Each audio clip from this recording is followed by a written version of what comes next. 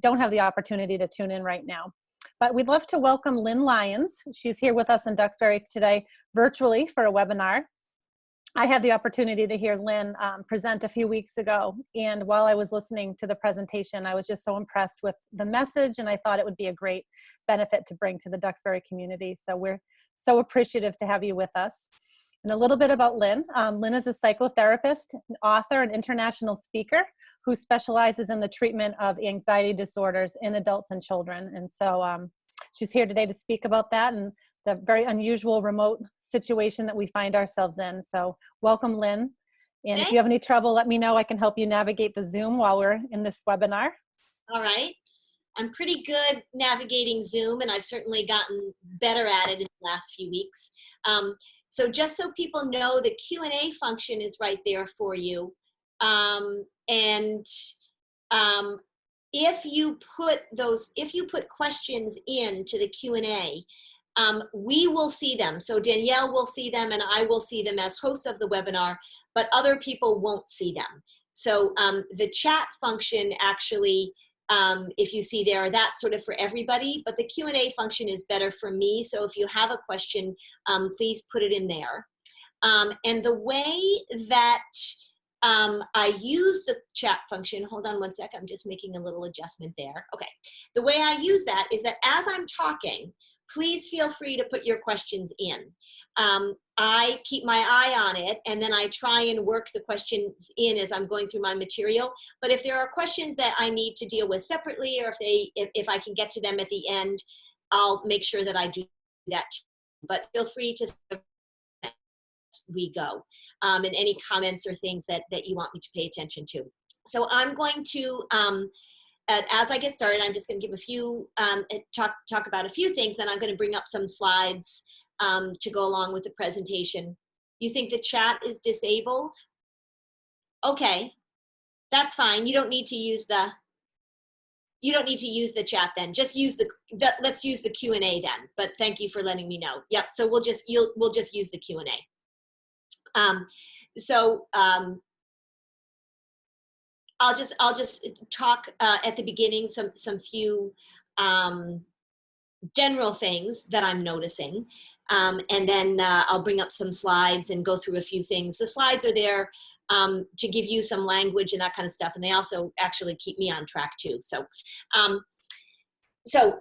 if you don't know me, I live in Concord, New Hampshire. That's where I am right now. So I'm in my office. My office is attached to my house. There's the door into my house right there.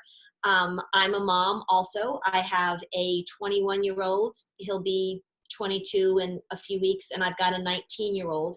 So one of them, the older one, is finishing up his senior year in college, which has been kind of interesting. And then the other one just finished his about to finish his sophomore year in college. So they're home, of course, and we are figuring out what's going to happen next, because summer jobs and real life jobs, it dawned on me, I don't know, a few weeks ago, all of a sudden I realized, usually when my kids come home from college, they're home for a little while and then they go back to whatever they were doing. Not so with this senior. He's like Richard Gere and an officer and a gentleman, right? He's got nowhere else to go. So we're just taking it a day at a time, which I'm sure a lot of you are as well. We have been in a variety of stages with this thing. So the first stage was very adrenaline filled. There was a lot of panic. There was certainly a lot of uncertainty. There was a lot of action. So we had to figure out how to get kids online with schooling. Educators were scrambling to figure out what they were going to do. All of us had to figure out how to make our businesses remote if at all possible. We were making all sorts of adjustments and things to figure out how we were going to manage this. That period of time lasted a few weeks. During that time, it became clear that this was going to last more than a few weeks. So schools started making announcements that we weren't going back. We started seeing things happening in New York, and we all sort of settled in for a bit of a long haul. Then after that busy, chaotic, anxious, adrenaline-filled time, we then moved into what can really be described as more of the depressive stage of this. Here we are, energy went like this, blah, right? So kids started feeling less motivated to do their work online. I had many families that I see, so I still see families. I do a ton of traveling. Obviously, I'm not traveling now. I'm seeing all my clients on Zoom, and I'm doing a lot of these types of webinars, but so I still see families on a regular basis. So the families that I was talking to were saying, I'm tired of being on Zoom. I'm tired of meeting with my friends on Facebook. Some kids were telling me that when they would have meetings with family members or friends, that afterwards they felt worse. So that was sort of that depressive kind of like, ugh. And all of us sort of getting used to the things that we had to do and making those adjustments. But really the novelty had worn off, and novelty doesn't necessarily mean that it's good or bad. It's just new. The excitement had worn off. Again, not necessarily good or bad, but just not a lot of energy. So we were in that phase for a pretty long time. And now in the last probably week, I think, some things have shifted. One of the things that has shifted in terms of some of the anxiety coming back is that, particularly for those of us who live in New England, we are beginning to have summertime panic. We love our summer, right? We really, here in New Hampshire, a lot of the economy, a lot of our lives are built around what we do in the summertime. We deserve our summer. We feel like we earn our summer. So all of this, what are we going to do with kids during the summer? If they can't go to the day camps, if they can't go to overnight camp, I'm going to have to keep working. They're not going to be in school. What about the rituals in summer that we have? So we started feeling this summer panic. And now what's come up also, and I'm getting a lot of questions from schools about this, is what are we going to do next fall? So what are we going to do if schools don't go back in session? And also, what are we going to do with all of these kids who have been home for months and months? And what are we going to do as we get them back into school? And are kids going to be able to learn? What about these kids that are so used to going, staying home, that now they're going to have trouble going to school? So all of this worry and all of this panic is coming up again about the future. In addition to that, moving out of the depressed stage and into what is clearly in this country the angry, I'm out of patience stage. So what our kids are seeing now is they're seeing a lot of, to put it mildly, bad behavior. They are seeing impatience. They may be feeling impatience. There's a lot of urgency, a lot of frustration. So we went from let's all help each other and look at all these wonderful things that people are doing, and the specials were on TV, and we had concerts, and we had this and that, and we've gone through that, and now it's getting old and people are getting impatient. So we're dealing with all of these emotions that are happening. As we move into this phase and as we're dealing with all of this, my focus with the families that I work with and the schools that I work with has been on the skills that we need to teach during this period of time. As a therapist, I am absolutely skill-based. I am what I would refer to as process-based, which means that when I'm dealing with anxiety, when I'm dealing with worry, I don't care that much in the course of my normal work about what you're worried about. So the content for me is not the relevant thing. So some people are worried about vomiting. Some people are worried about making a mistake. Some people are worried about speaking in public. Some people are worried about everything. Some people are worried about flying on airplanes. All of that is not really relevant to me. I am very focused on how anxiety works, how worry works, and what the patterns are that we need to interrupt. What sustains it, what makes it worse, and what makes it better. Now, in this situation, it's a little bit unique because we actually do have real content. So a lot of what I talk about with families about worry is that it happens up here in the prefrontal cortex, and this is where we imagine, this is where we create the what if scenarios, and our body through our amygdala responds as if there is a grizzly bear in the living room.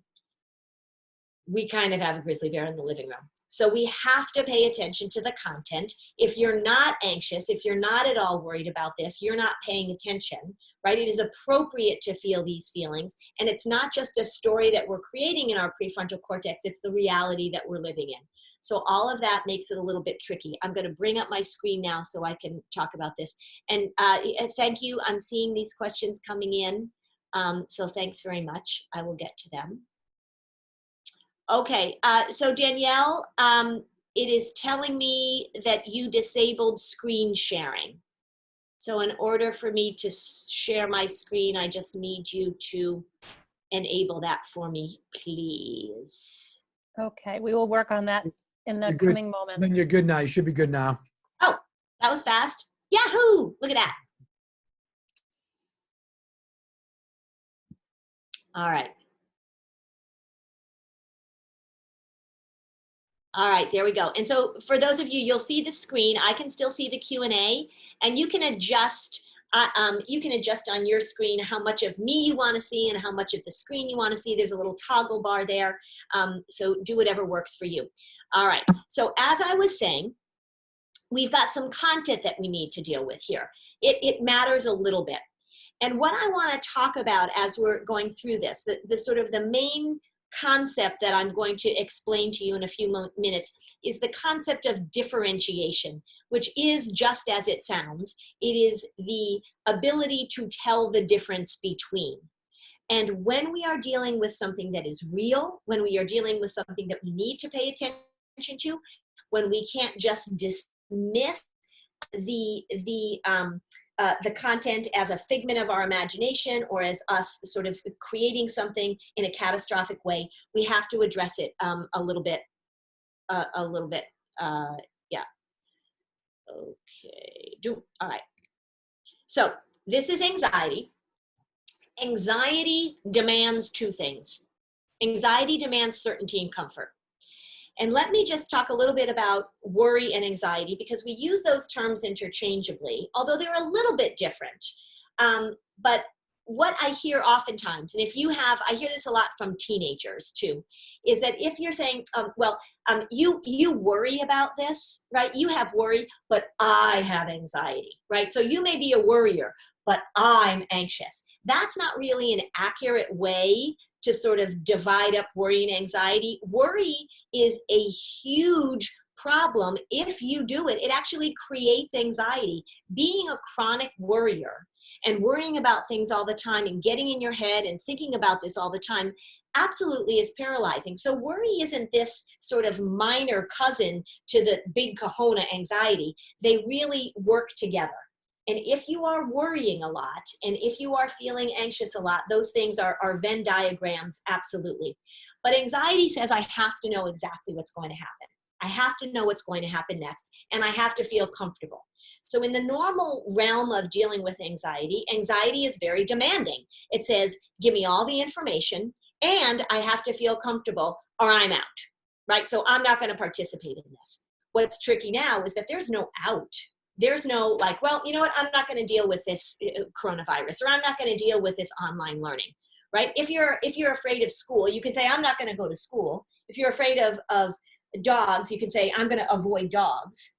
But the whole process of avoiding, the whole process of trying to create comfort and certainty is what makes this thing stronger. So the antithesis of that is being able to tolerate uncertainty and to make room for discomfort. And we really have no choice. So if there was anything that sort of is teaching us how to tolerate uncertainty, it's the situation that we've been living in for the past several weeks. Worry, if we're thinking about worry, as I said, worry is a storyteller, right? It's also a gossiper. It likes to take a little piece of information and run with it. And so you might hear a little bit here, a little bit there. When I'm talking to school administrators, a lot of them are saying to me, you know, so parents are getting a little bit of information like, well, we heard this and we heard that. There's a lot of rumors going on around.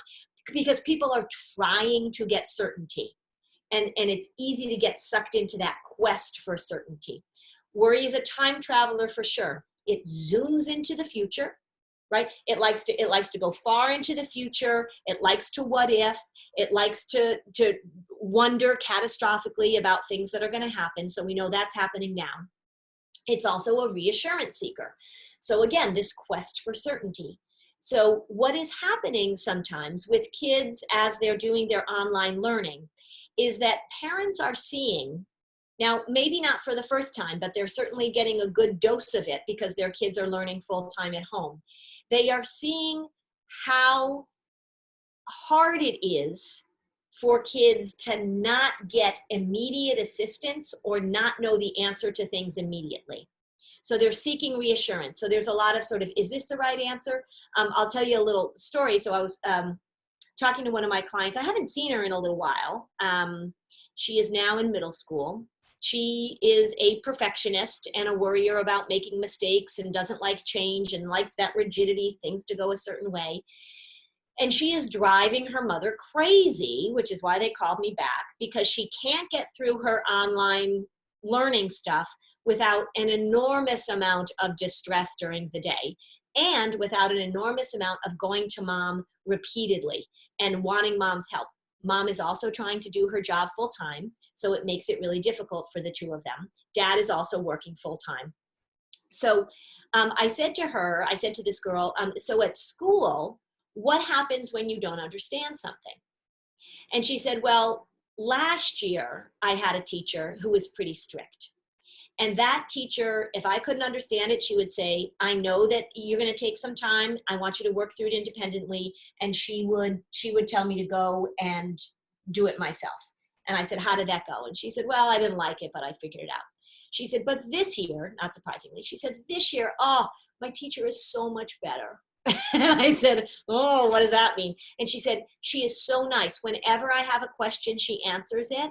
She doesn't want me to feel uncomfortable. And so I go up, she told me I can ask her as many questions as I want. No question is a stupid question. So I just make sure I check in with her all the time. So she thinks that's great, right? I, as the person helping her deal with anxiety, say, okay, so this teacher is absolutely working for the anxiety. And I said to her, is it a new teacher? Yes, she's so nice. She's young. It's her first year teaching. So she got totally sucked into this. Mom knows better. Mom knows that this constant reassurance seeking, that's the worry. They named the worry Brenda. So they know that that's Brenda. They know that that's Brenda saying, I have to know, I have to know, I have to know.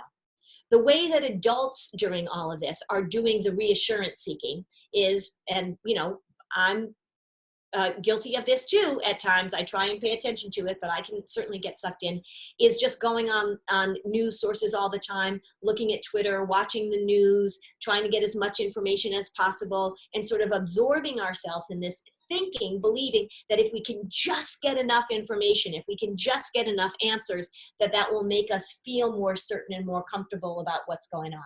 And it's not going to work.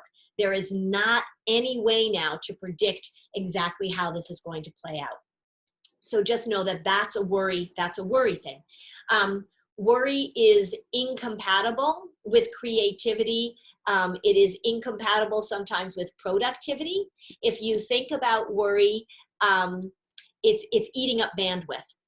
And when you are creative, and when our kids are creative, and when we feel productive, and when we feel like we're able to get things done, that is because there is space in our higher thinking.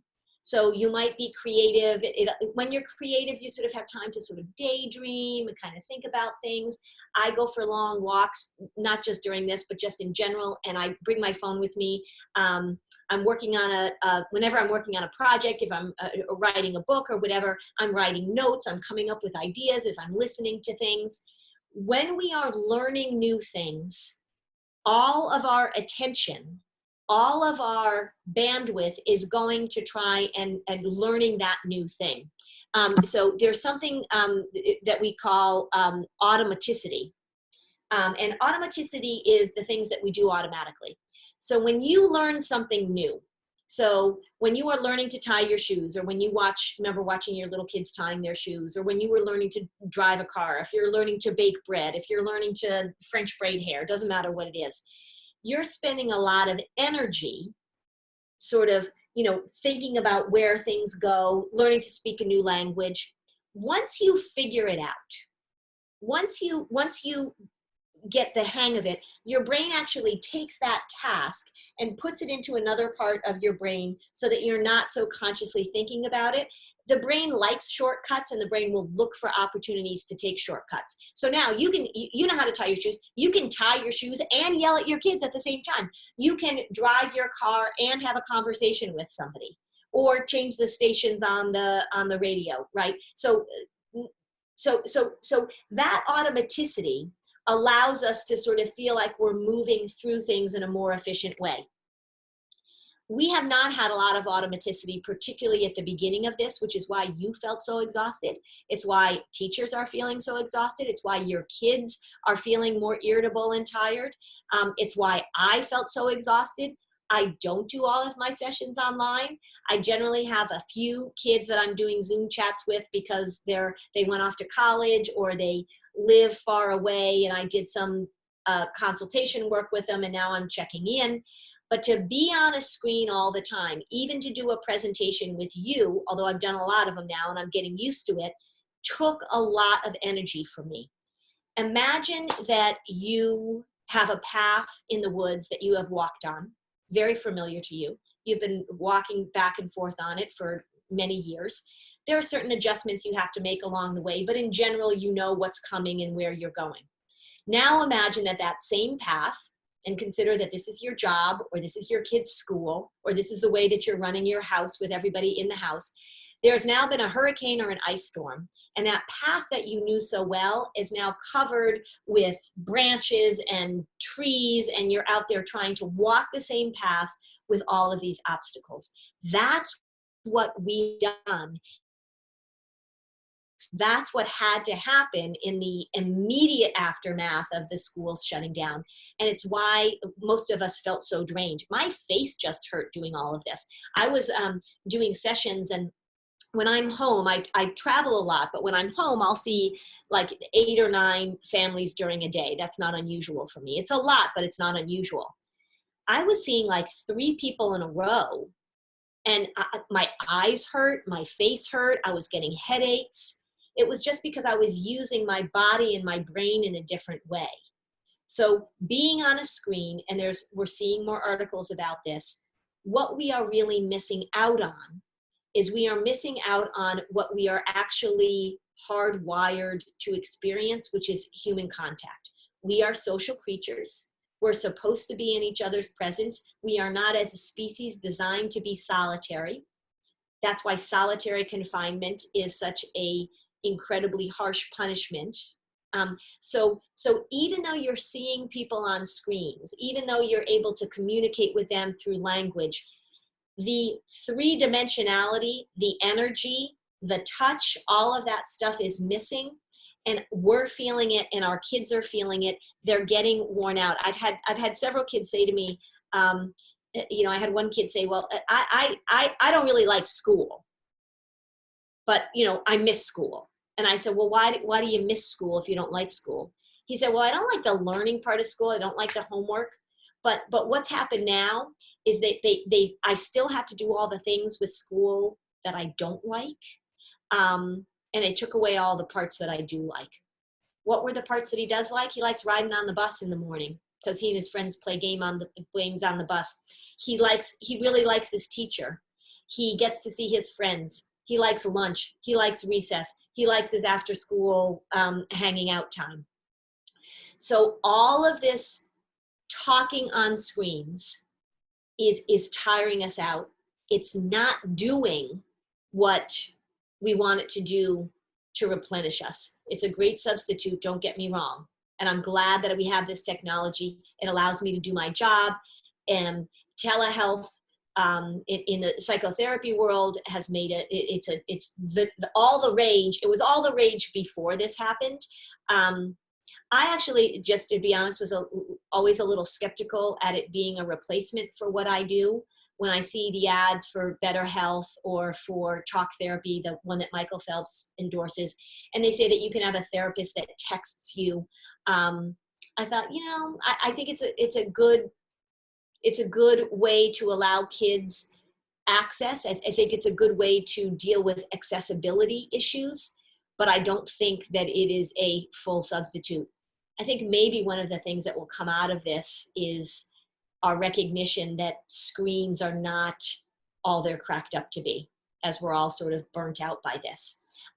So one of the things I want you to pay attention to as you're talking to your kids, if you would consider yourself a worrier, if you would consider yourself kind of an anxious parent,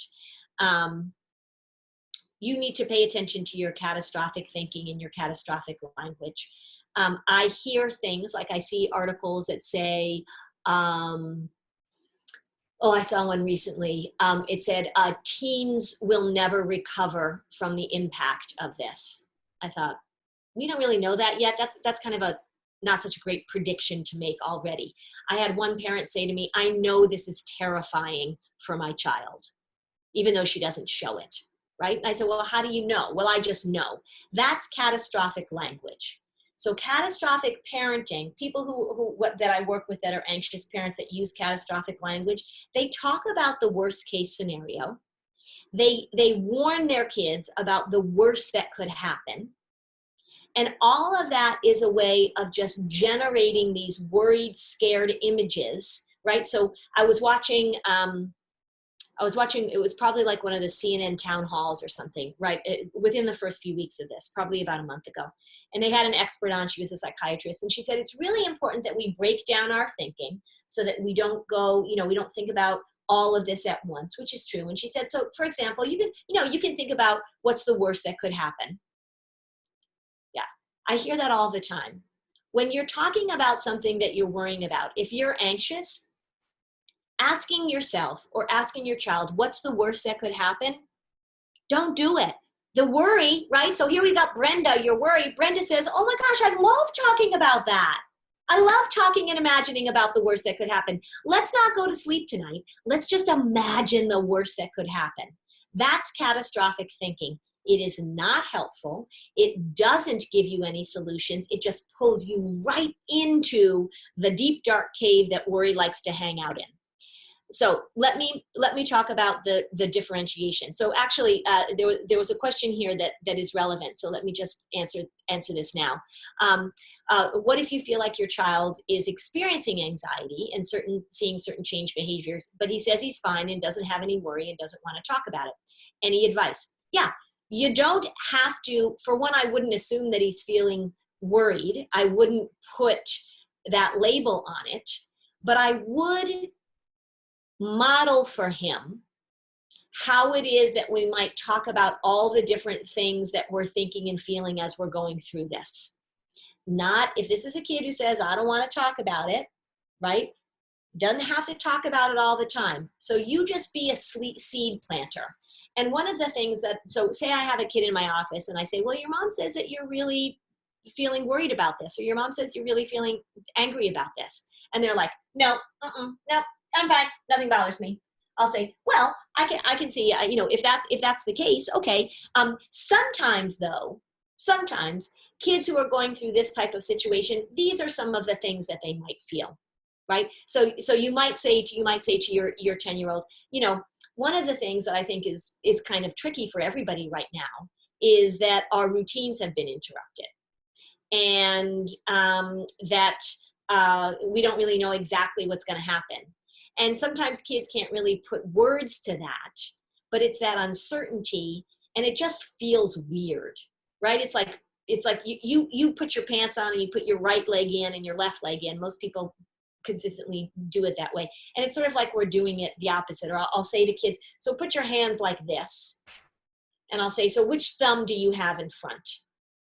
So I always put my right thumb in front. Some of you can do this. You can try this. You put your right thumb in front. And then we just shift it like this so that your fingers are still interwoven, but now your other thumb is in place. So for me now, my left thumb is in place. This feels weird to me. It feels like I have an extra pinky hanging off the end. So you just want to offer that to him. You just want to open, I don't know if this is yep, so it is your son. You just want to open the door to the possibility that he might be feeling this because of all the uncertainty, and it's kind of weird. And if he says no, if he says, Mom, I'm fine, there's nothing wrong, you say, okay, I was just, just wanted to let you know, so that you normalize it. So that even if he's not openly talking about it, you are giving him permission to have those feelings, so that then he can perhaps bring them up in the future. So just be a seed planter. Just be a seed planter. So for the only child question, there was a great article in the New York Times, which I referenced on my Facebook page. There was an article in the New York Times about concerns about only children going through this, Elizabeth, and I think that might be a great article for you to access. So just Google that New York Times article, or just look at my Facebook page. It's there. I put it up probably about a week ago. Okay, so let's talk about differentiation a little bit. Differentiation, the ability to tell the difference between. I'll give you one of the life-changing differentiations that my mentor, Michael Yapko, introduced to me. And he's the one who has trained me for most of my career. I've known him for 26 years. I've been doing this for 30 years. So this idea of telling the difference between, this is really his influence on my work. And one of the differentiations he said to me, which is so life-changing in many ways, is the difference between something that impacts you personally and something that you have to take personally. And as a parent going through this and dealing with your kids' irritability, dealing with their impatience, dealing with your partner's irritability and impatience, your own frustration, the ability to recognize that something impacts you personally, this is absolutely impacting us personally, but we don't need to take it personally, is a really helpful differentiation to make as a parent.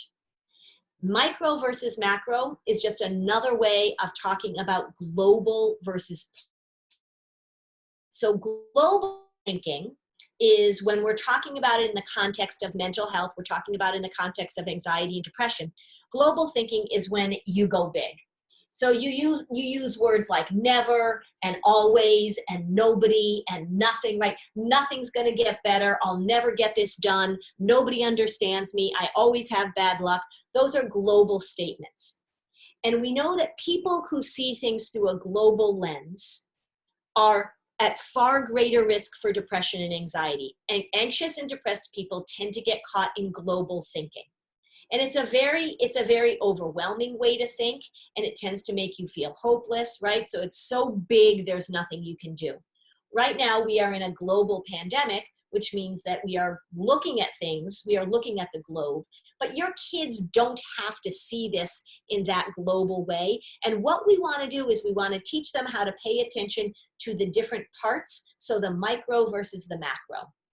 So an example of this might be for me is that I have tons of frustration with the way that a lot of things are dealt with in the mental health field. Even though I'm in the mental health field, it drives me crazy, probably like 83% of the time. And sometimes I just feel so overwhelmed, and I think like, well, you know what, this is stupid. There's nothing I can do. And my husband will remind me, you got to go macro, right? You got to focus on the families that you're seeing and the changes that you're trying to make and the messages that you're trying to give. And that grounds me in what I can do. So talking to your kids about moving through their day, what are you doing in your home? What are you doing in your family that's making a difference? What are the things that you have some control over? What are the things that you can pay attention to? What are the things that you're discovering perhaps about your family? Some strengths in your family that really are coming to light because of this, rather than being overwhelmed with the big picture. The same goes for problem solving and ruminating. That's another important distinction that we want to make a differentiation. Ruminating is going over something over and over and over again. So when you ruminate, you talk about, you think about some problem. And the thing about ruminating is it feels productive. And again, ruminating, we know, is one of the patterns that is very strongly linked to anxiety and depression. Women tend to ruminate more than men. There's a gender difference there. And when people ruminate, likely to more at risk to become depressed and anxious. The difference between ruminating and problem solving is problem solving involves some action. So you can, it's fine to talk about things. People like to vent. I go for walks with my friends and we vent. It's not about problem solving.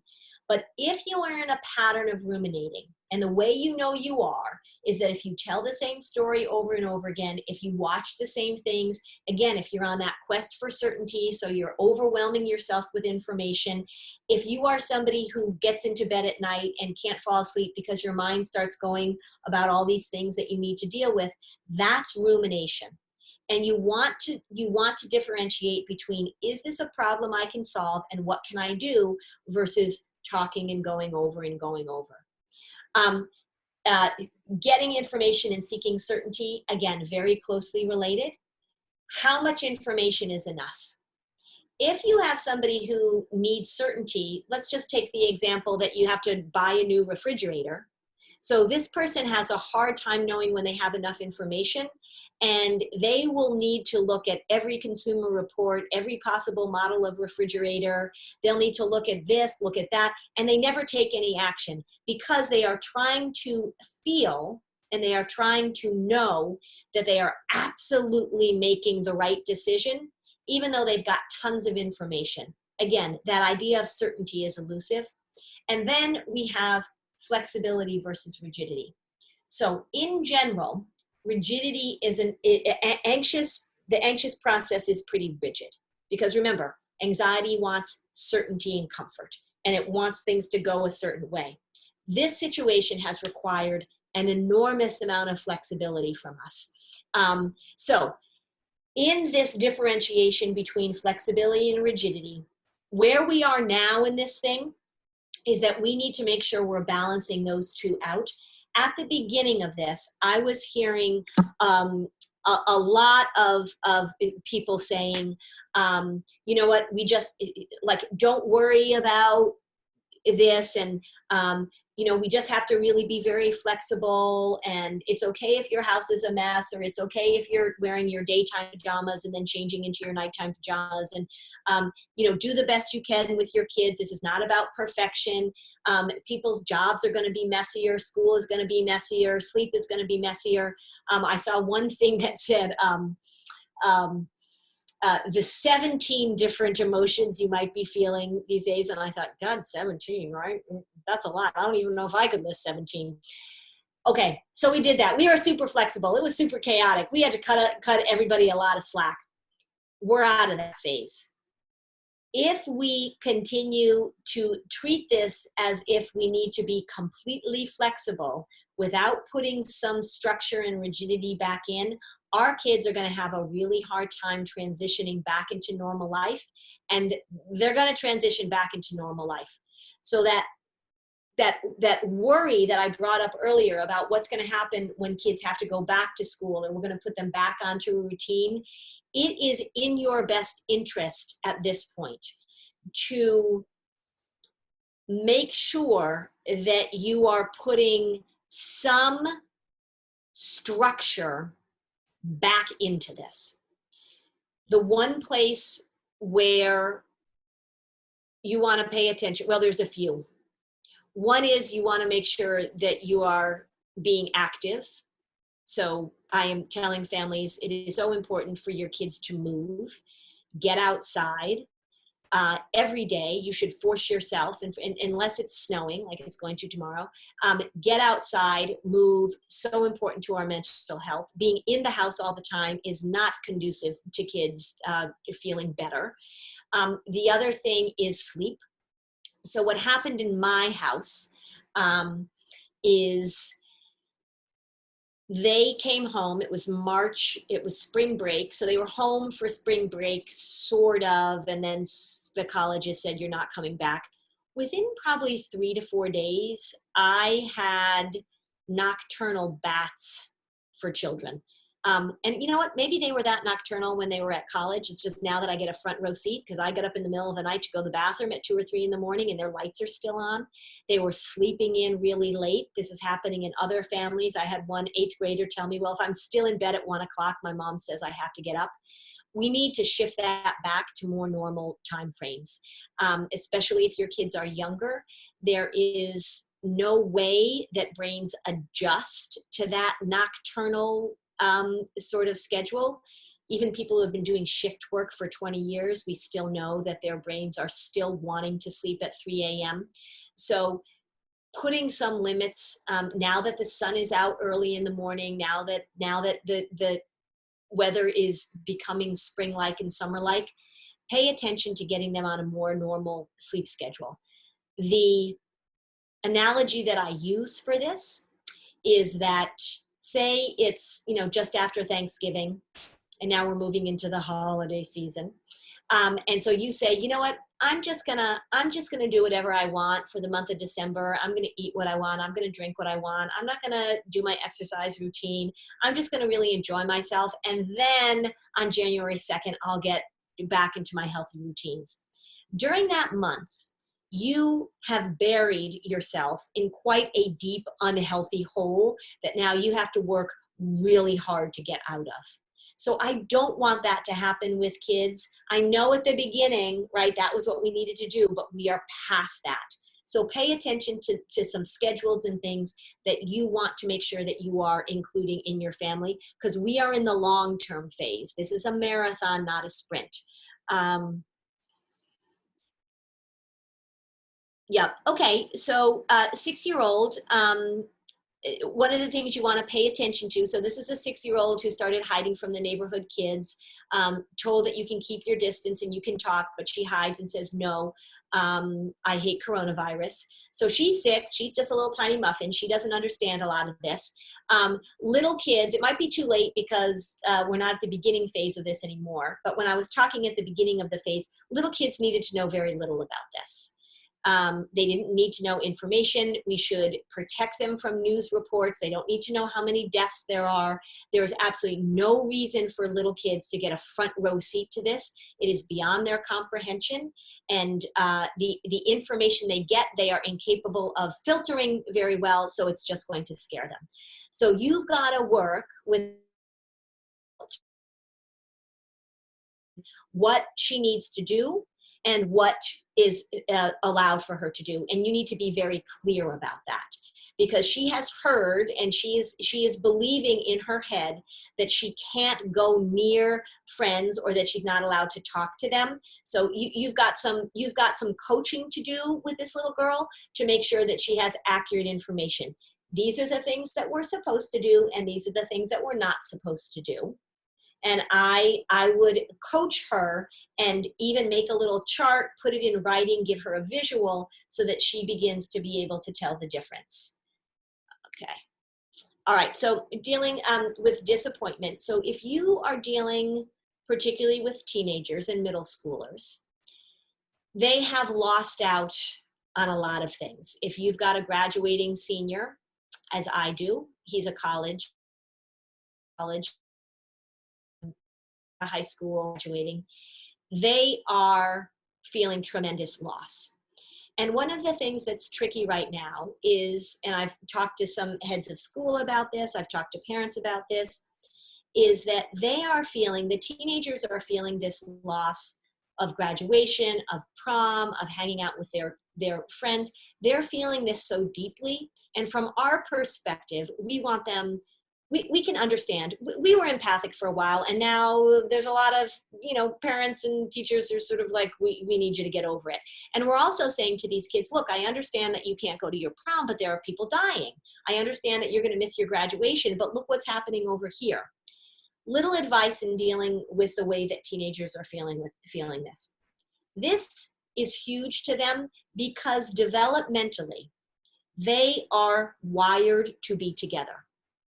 So middle schoolers and then into high school, much of what they are supposed to be doing developmentally is being together, having experiences as a group that help them form their identity. So friendships, coming apart, coming together, experimenting with clothing, with music, with who they want to be, having time together, getting dressed for the prom is a huge ritual for girls in particular that is incredibly meaningful to them. Lisa D'Amour, who's a great psychologist who wrote Untangled, and she wrote Under Pressure. She talks about stress and anxiety, particularly in adolescent girls. She said something during all of this, which I thought was so brilliant. She said, think of one teenage year as the equivalent to 7 adult years. And how late, okay. 15-year-old suggestion advice for girl and boy. Needed to be due. I don't know what that means. You can rewrite that. Somebody sent one in. I retype that. So she said 1 year of adulthood, similar to, 1 year of teenagehood, similar to 7 years of adulthood. So when we say to them, look, you're just missing one baseball season, or it's a prom and you'll have other times to do this and that kind of stuff. That doesn't really work very well for them, because this does feel huge to them. What you want to do is you want to throw them a ton of empathy about what they're missing. And at the same time, you can talk about both.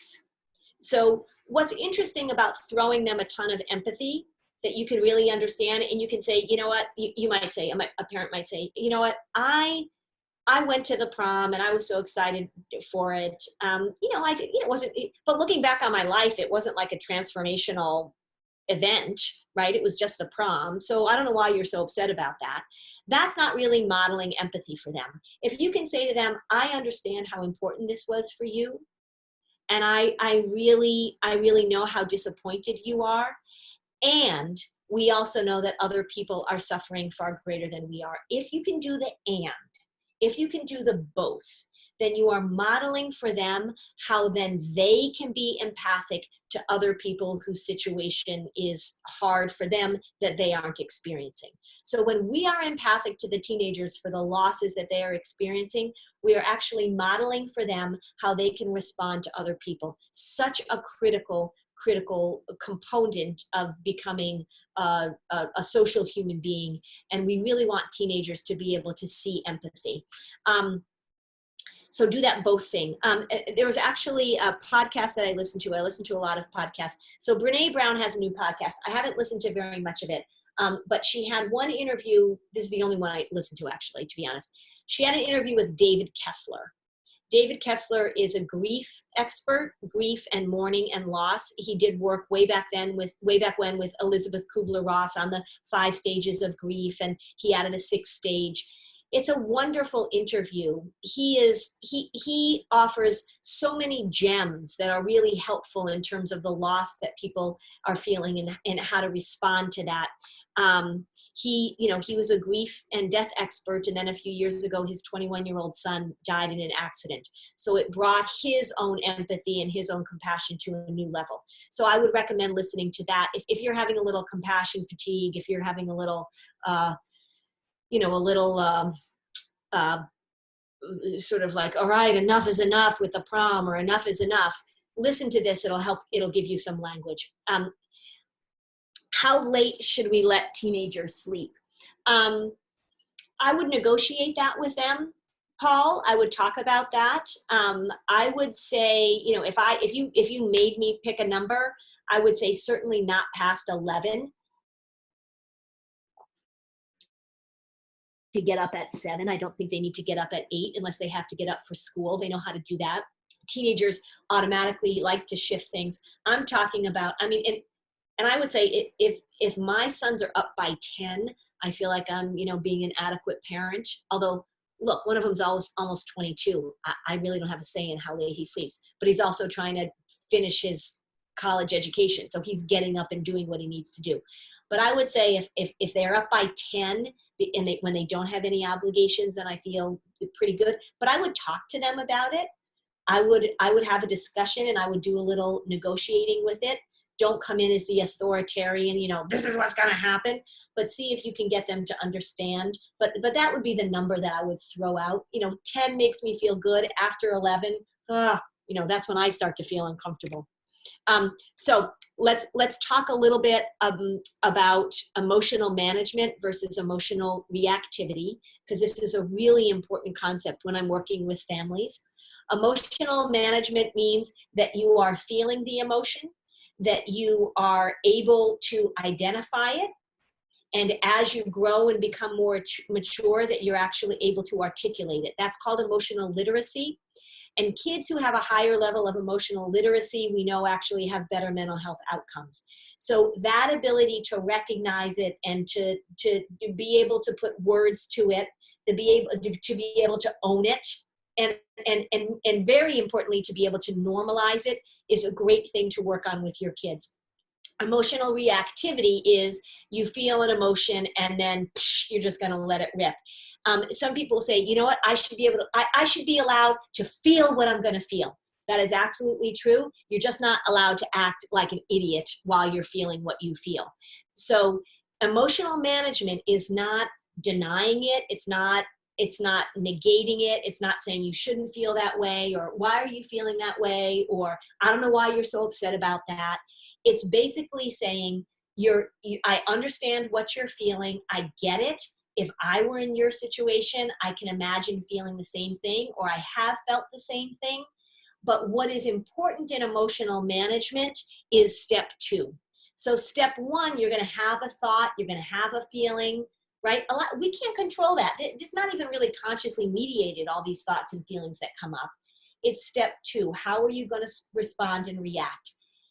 We want to make sure that we ourselves and our children, and we're modeling it for our kids, are not emotionally vomiting on people, right? So when you vomit, say you've got a tummy ache and you feel sick to your stomach, and then you throw up, and you're like, oh, I feel better. Now that I've thrown up, I actually feel a little bit better. But everybody else just got vomited upon. So how do we deal with it? What are the ways that we're going to respond to these thoughts and feelings?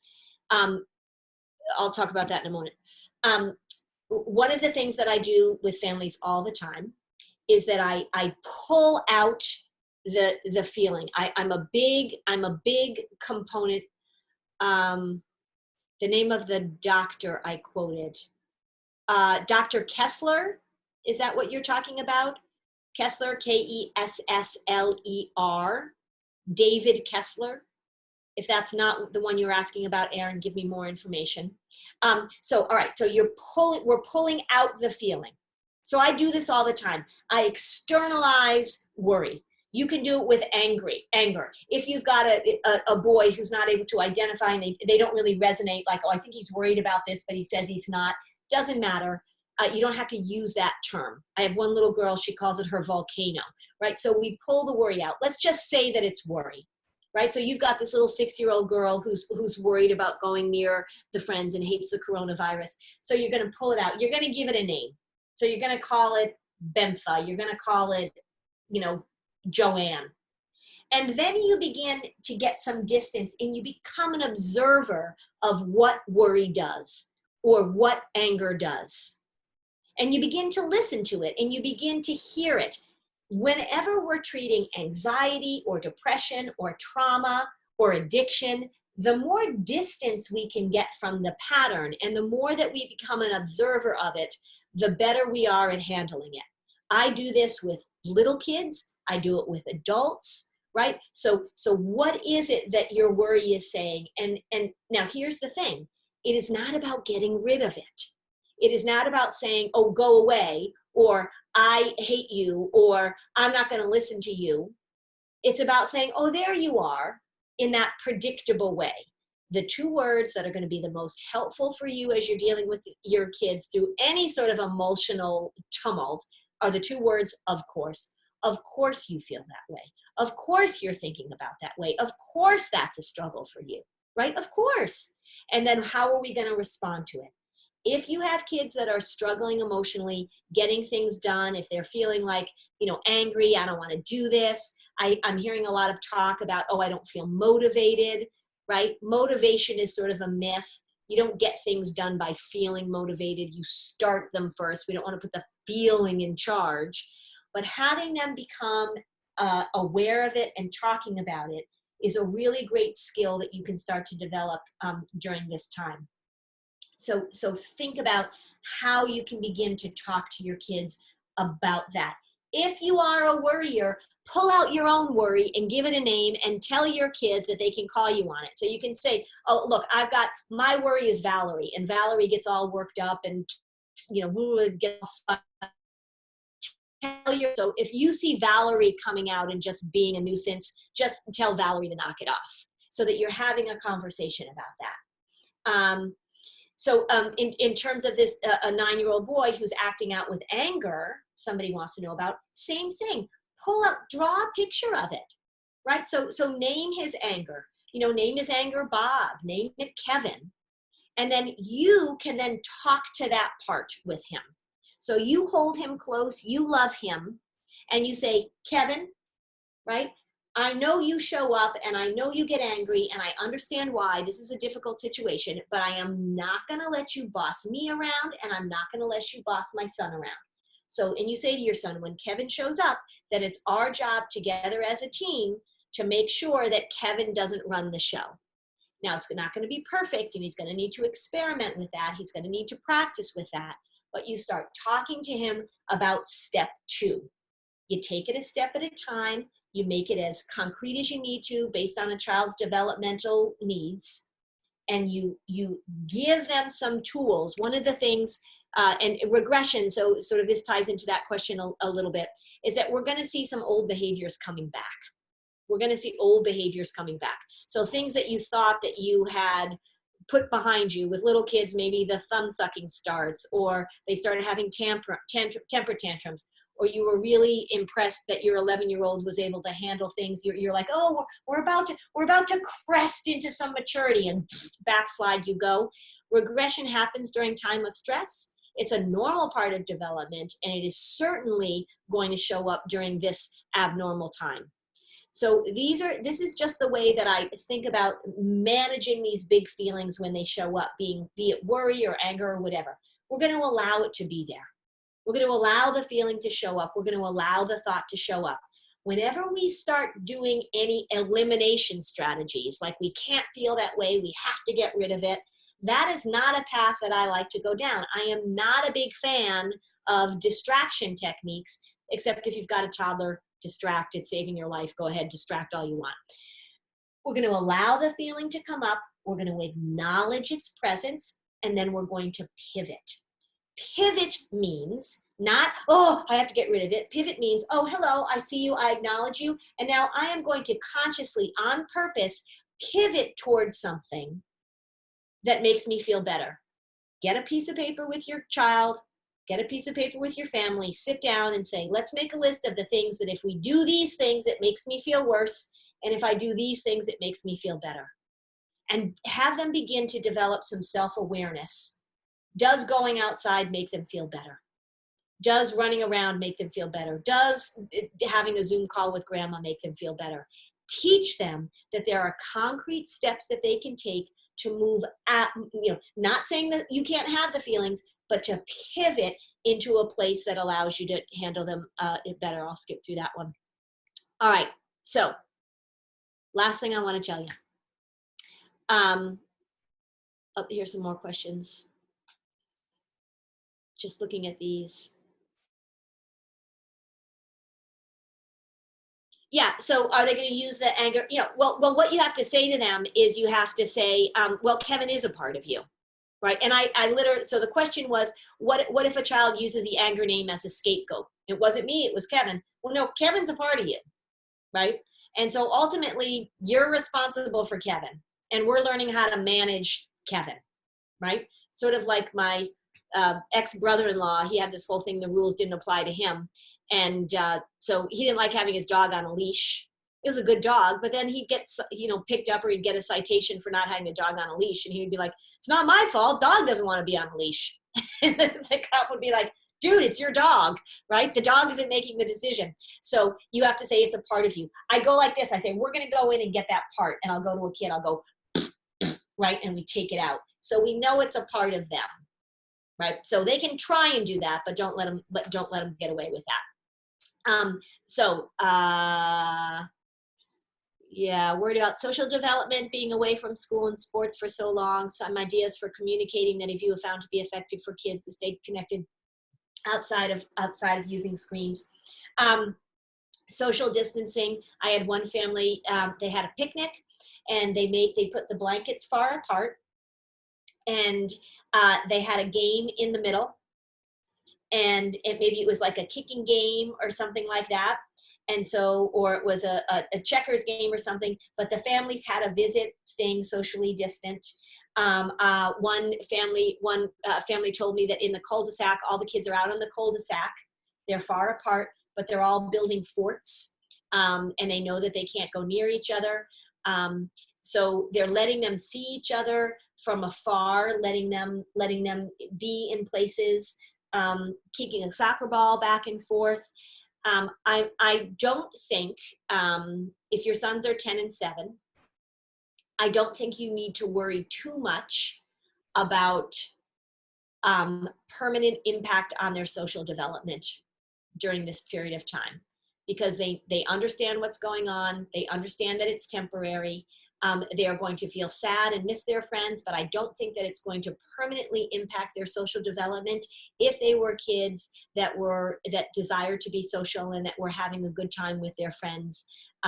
It's true. This is tricky to deal with. I just don't think that you have to worry too much about any permanent impact.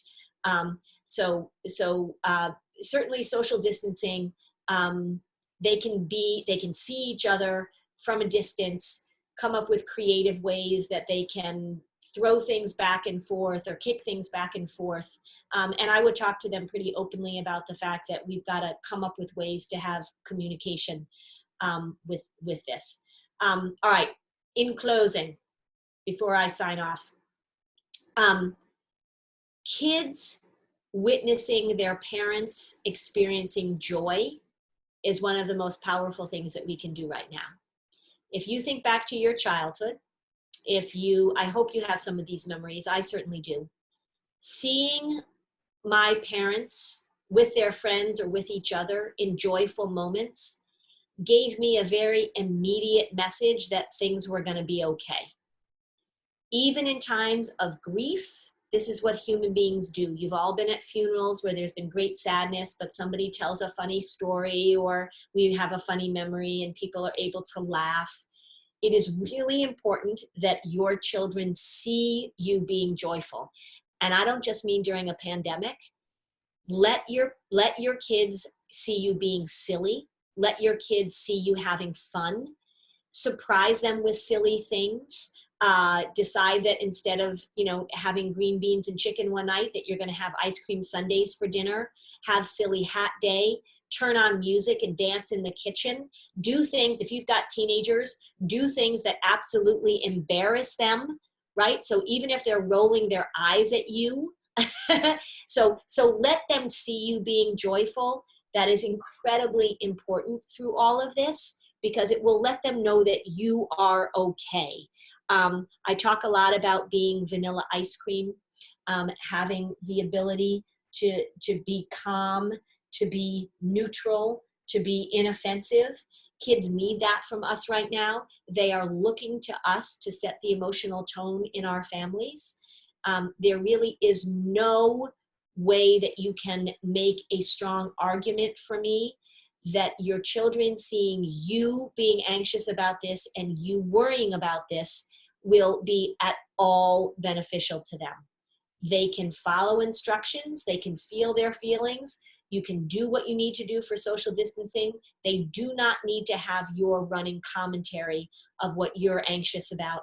It is not going to help them. Show them joy, show them love, show them support, try and have fun. We got to get through this. It's going to be okay. I honestly think that schools will be back in the fall. That's where my optimistic brain is right now. So, all right. So that's all I have to say. I talk nonstop for an hour and 5 minutes, and I know that people have places to go and things to do. So Danielle? Yeah, I just want to Thank you on behalf of Duxbury Public Schools. And I think we'd like to set up a recurring Friday afternoon appointment with you until the closure is over. So maybe we can talk about that after. But Okay. I think you gave all of us as parents and as teachers just a lot to think about, because your advice isn't just relevant for children, it's relevant for us as adults managing That's all right. those feelings. So we're honored that you were able to come to Yeah. Duxbury virtually. We wish you were here in person, but this was Someday. I wish I were there in person too. It's much more fun for me to be there in person, but I appreciate you making this happen. Yeah. And I knew I threw a lot at people. When you give me an hour, I mean, I can talk for 25. I'm just gonna talk at you. So if people are listening and they're feeling like, oh my God, that was so much information. I know it was. It's recorded. I just wanted to pack it in and give you stuff that you could use with your families. Yeah, and I think just from hearing you speak about 3 weeks or so, I think bits and pieces of your presentation came back to me as over the next few weeks as circumstances came up. So I think you shared a lot, but I think it'll come back bit by bit as people need to access it. Yes. So thank you. I hope so. Yeah. Well, great. Well, So thanks. thank you so much. Enjoy the Thank you, weekend. Lynn. I hope you guys don't get too much snow. We're supposed to get snow here. I know, that's so sad. All right, well, thank you very much. Take care, Lynn. Okay. Bye-bye, Thank you, everybody. Lynn.